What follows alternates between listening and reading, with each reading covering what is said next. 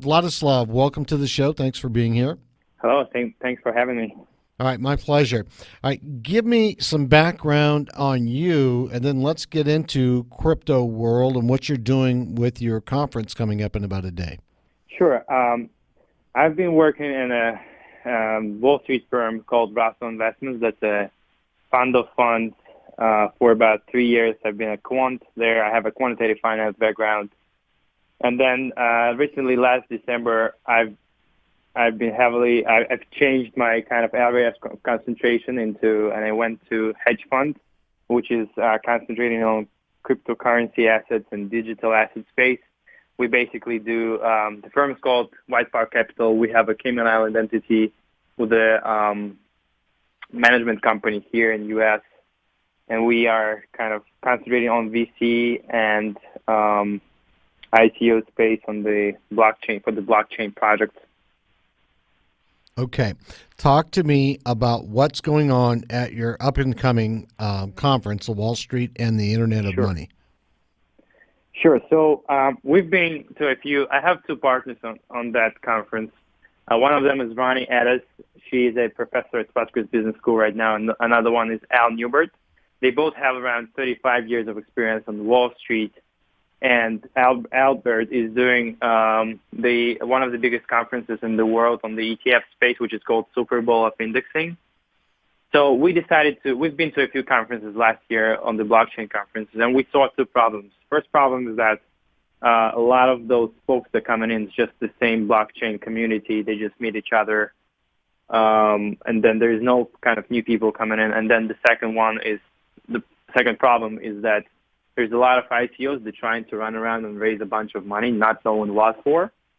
So we decided to create an event that's going to bridge the gap between Wall Street and blockchain community to make sure that Wall Street is getting more comfortable with those blockchain-related projects and start allocating more money into it.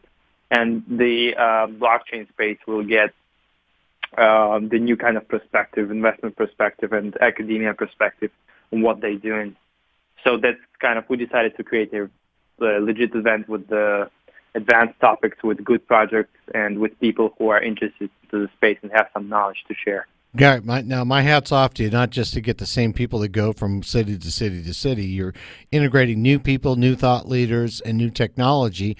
That leads me to believe that you have insight as to where blockchain is going in the future, and I'd like you to share that with our audience, what you've learned from the conversations that you've had and what where you think it's going. Obviously, after the conference, you're going to have a lot more knowledge there, but up till now, give me your vision of the future for blockchain and that industry sector.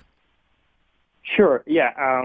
So there's two things to talk about. First of all, is just the blockchain technology itself, and we can see that Microsoft, IBM, Walmart, and a lot of the traditional companies are trying to integrate that system into their kind of operational process. So the beauty of the blockchain is this is just the chain of the information that you can put on the server, on the database that is being stored. So basically, there is no way you can change that information. Once it's there on the blockchain, there is no way to change it, and it's very secure and it's very transparent and all of the participants in the system, they can see where is it, what is the data, where is it coming from. So basically, if we take any transportational company, for example, you go to a ShopRite or whatever, to any store, and you see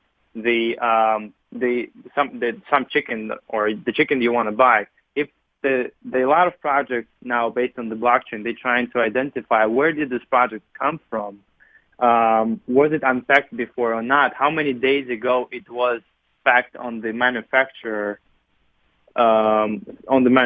facility, and basically the blockchain, the transparency and the interruptibility of this system allows you to see all of that. Where did it come from? So this is just one example. Another example, for example, if you work in the nuclear facility and you're the manager of the nuclear facility, if something like some emergency happens and the workers want to, for example, cover the the emergency. They don't want a manager to see that. It won't be possible on the blockchain, because if the emergency happened, that event would go on the blockchain. There's no way they would be able to erase that, and basically manager will be able to see that something happened. There should be an investigation going on. Basically, it's nothing like it's not magic. It's just the ledger that allows you to store information securely and make it transparent, and there's no way to interrupt that. Okay. Now that sounds very interesting to me, and there's lots of stuff. Now we've got a resident expert here in studio, Ed Baxter. So Ed, go ahead and chip in anywhere you want to, but I'm looking at the people that are going to be talking. Give me some of the headliners of people that are going to be at your conference.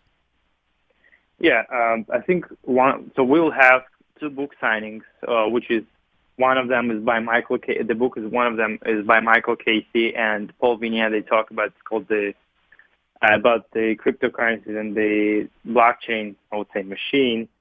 They will be signing those books. Those guys are coming from the financial world, especially if we would say exactly where they're coming from. That's the Wall Street Journal and I think Bloomberg. So they have their own perspective, like fundamental perspective of looking at the blockchain, the way it's transforming the financial world, which industries is impacted. And then we have Jake Tater, who wrote one of the best-selling books on Amazon. He's a kind of fundamental researcher in that space as well. We'll have Michael Turpin. Michael Turpin is the venture capitalist with around 15 years of experience. He's based off in California, and he knows a lot about those ICOs and how to raise correctly the capital, how to make sure you don't participate in a bad project or something like that. We'll have, I think a lot of people heard of Ripple. Ripple is the cryptocurrency that's number 2 by the market capitalization, number 3, sorry, by the market capitalization. And they help banks and banking systems to facilitate the transactional kind of process that allows you to make the payments fast, secure, and cheaper than with the usual, with the SWIFT system that we have right now. But Ripple would be So the XRP token, right? Yes. Okay. So it's going to be a good mix of Wall Street and blockchain experts, and the academia people, professors, will be moderating the panels. So we have a really meaningful conversation going on. Right. I think the guy you're talking about is Daniel Aranda. Right. Right. From Ripple. Right. All right. Vladislav, we've got to go right now. Thank you for being on the show. But is it cryptoworldco.com to sign up at the conference, right? Yep. All right. Vladislav, thanks so much for being a guest on the show. We'll talk to you soon. I wish you all the best on this conference. Thank you very much. You're welcome. All right. Vladislav Shabanov, cryptoworldco.com is where you go to sign up. It's only in a day, but believe me, he's assembled a top-tier group to address what's going to happen next in this industry.